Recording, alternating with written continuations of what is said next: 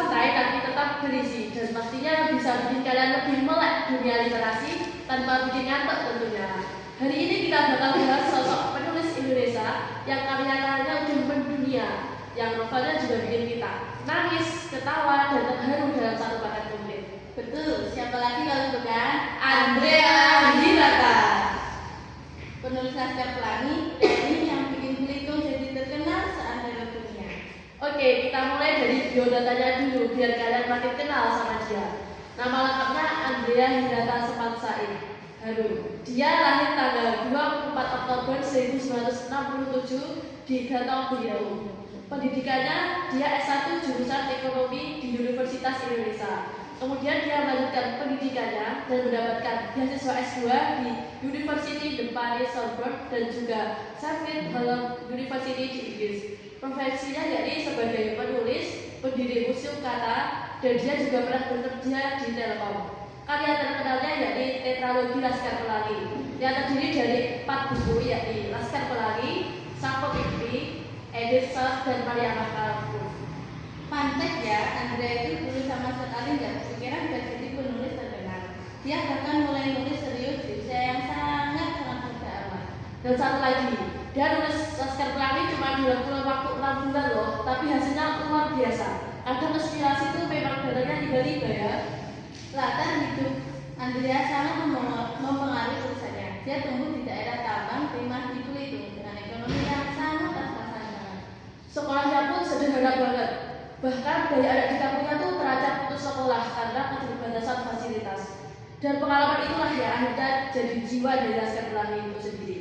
Iya, karakter dalam bukunya itu adalah dirinya sendiri. Murid-murid di sekolah Madiyah yang cuma punya 10 siswa itu beneran nyata loh.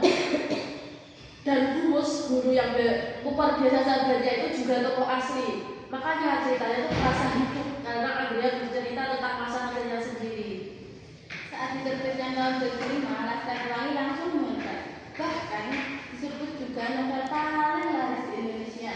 Novel ini juga diterjemahkan ke lebih dari 20 bahasa, diterbitkan di banyak negara, dan juga jadi bahan studi sastra internasional loh. Belum lagi filmnya yang rilis tahun 2008, itu juga sukses besar. Bahkan wisata Belitung berkembang pesat gara-gara film itu loh.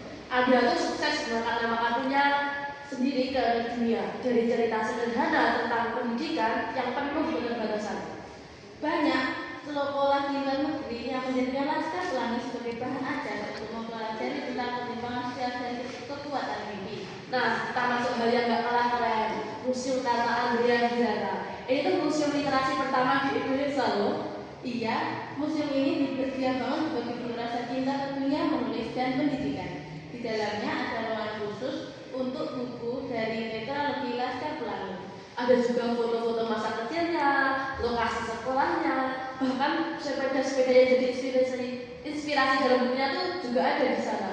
Dan yang bikin museum ini beda dari museum lainnya, semuanya tuh terasa hangat dan personal. Setiap sudutnya dipenuhi kutipan-kutipan yang memotivasi. Bener-bener museum yang bikin kita percaya lagi sama mimpi kita nggak sih? Iya, bicara soal gaya menulis, Andrea tuh punya ciri khas banget loh. Bahasanya tuh indah, puitis, tapi tetap mudah dinikmati. Kadang lucu, kadang juga kita mikir apa sih maknanya? Iya, dan dia pintar banget menggambarkan suasana. Belitung tuh kayak hidup di bukunya. Dan yang paling khas adalah optimisme. Meski tokohnya miskin, mengalami banyak kesulitan, tapi selalu ada harapan di balik itu semua. Aku rasa Andrea Hirata itu salah satu penulis yang berhasil membuktikan bahwa cerita lokal bisa punya dampak global. Iya, dan dia juga membuktikan kalau pendidikan itu penting banget untuk mengubah hidup kita. Ya, pesan paling kuat dari Andrea buat aku adalah bakat mungkin itu penting, tapi tekad mimpi jauh itu lebih kuat. Dan tentu satu kutipan legenda itu, bermimpilah karena Tuhan pasti akan memeluk mimpi-mimpi itu.